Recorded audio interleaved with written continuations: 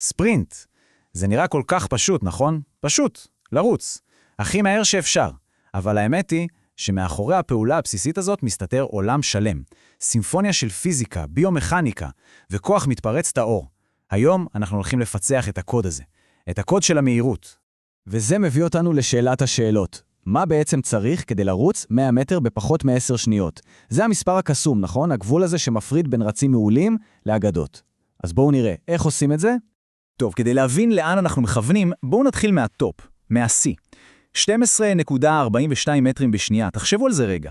זו המהירות הכי גבוהה שבן אדם אי פעם מגיע אליה. המספר הזה הוא לא סתם סטטיסטיקה, הוא קו האופק. זה השילוב המושלם של גנטיקה מטורפת ואימונים מפרכים. אז איך מפרקים את כל זה? הכנו מסלול קצר. נתחיל באנטומיה של הספרינט, אחר כך נצלול למשוואת המהירות, נראה איך בונים את המנוע עם אימונים לכוח מתפרץ, נדבר על טכניקה מושלמת, ולבסוף ניכנס למדע שמאחורי כל מעט שנייה. קדימה. אוקיי, אז בואו ניכנס לעובי הקורה. החלק הראשון שלנו, האנטומיה של הספרינט. הדבר הראשון שצריך להבין זה שריצת 100 מטר היא ממש לא דבר אחד רציף. היא למעשה אוסף של שלבים נפרדים, ולכל שלב יש תפקיד סופר קריטי בהצלחה הסופית. אז הנה הם, 5 השלבים הגדולים. הכל מתחיל כמובן בזינוק, הבום, וההתפוצצות מהאדנים. משם עוברים ישר לשלב התאוצה. זה השלב שבו הגוף נראה כמו מטוס שממריא, נוטה קדימה כדי לבנות מהירות. ואז מגיע שלב המעבר, שזו ממש אמנות, לעבור בעדינות למצב ריצה זקוף ולהגיע למהירות C. ולבסוף, החלק שכנראה הכי כואב, שימור המהירות, איך נלחמים בעייפות ושומרים על הטכניקה עד קו הסיום. ואם נסתכל על זה על המסלול, אפשר לראות את זה בבירור. שימו לב למשהו מעניין. מהירות ה-C לא מגיעה ישר בהתחלה, ממש לא. היא נבנית לאט לאט ומגיעה ל-C שלה, בדרך כלל רק אי שם בין המטר ה-60 למטר ה-90. זה אומר שכל החלק הראשון של הריצה הוא בעצם הכנה לרגע הזה, לרגע שבו מגיעים למקסימום, וצריך לנסות להחזיק את זה כמה שיותר. אוקיי, אז דיברנו על השלבים, על האנטומיה, עכשיו בואו נדבר רגע על המדע שמאחורי זה, על הפיזיקה, כי בסופו של דבר את כל המורכבות הזאת אפשר לזקק לנוסחה אחת פשוטה באופן מפתיע. והנה, משוואת המהירות, מהירות שווה לאורך הצעד כפול תדירות הצעד. זה הכל, שני משתנים, כמה רחוק כל צעד לוקח אותנו, וכמה צעדים כאלה אנחנו עושים בכל שנייה. כל המטרה באימונים היא בעצם לשפר לפחות אחד מהם, והגדולים באמת הם מצליחים למקסם את שניהם בו זמנית. רוצים דוגמה מהחיים? בואו נחזור ליוסן בולט בשיא שלו. תראו את המספרים האלה. אורך צעד ממוצע של כמעט 2.5 מטר, ותדירות של יותר מ4 צעדים בשנייה. זה פשוט לא נתפס. אבל הנתון שהכי מדהים אותי פה הוא זמן המגע עם הקרקע. 0.086 שניות. זה פחות ממצמוץ. זה כל הזמן שיש לו, בכל צעד, כדי להפעיל את כל הכוח האדיר הזה על הקרקע ולהתקדם. אז איך לעזאזל מפתחים יכולת כזאת? איך מייצרים כל כך הרבה כוח בזמן כל כך קצר? כאן אנחנו עוברים מהתיאוריה לפרקטיקה, והתשובה היא אימונים מאוד ספציפיים, אימונים שמתמקדים בכוח מתפרץ. המילה המקצועית היא פליומטריקה. אז מה זה פליומטריקה? בגדול אלה תרגילים כמו קפיצות למיניהן, תנועות מהירות ומתפרצות שמלמדות את מערכת העצבים ואת השרירים להתכווץ מהר יותר וחזק יותר.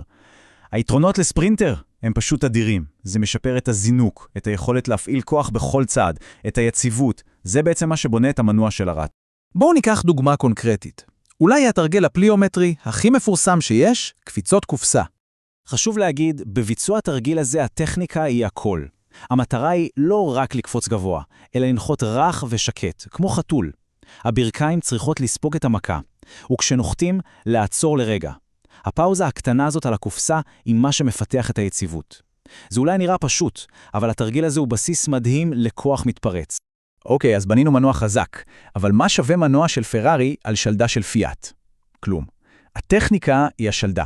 היא מה שמאפשר להעביר את כל הכוח הזה למהירות יעילה. אז בואו נדבר על כמה טעויות נפוצות שהורסות מהירות, ובעיקר, איך מתקנים אותן. הטעות הראשונה ואולי הכי נפוצה היא מה שנקרא צעידת יתר. תחשבו על זה. אם הרגל נוחתת רחוק מדי לפני הגוף, בכל צעד בעצם בולמים את עצמנו קצת. זה כמו ללחוץ על הגז והברקס ביחד. מה הפתרון? לשמור על הברך כפופה יותר, ולדאוג שכף הרגל נוחתת מתחת למרכז הכובד, או אפילו קצת מאחוריו, במיוחד בשלב ההתחלתי של התאוצה. טעות קריטית נוספת, נחיתה על העקב. זו טעות קטסטרופית לספרינטר. זה לא רק בולם את התנועה, זה גם בזבוז אדיר של אנרגיה. במקום זה, צריך להישאר על קריות כף הרגל.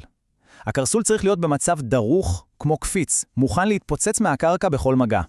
ועכשיו לחלק האחרון והמרתק ביותר, המדע של השנייה.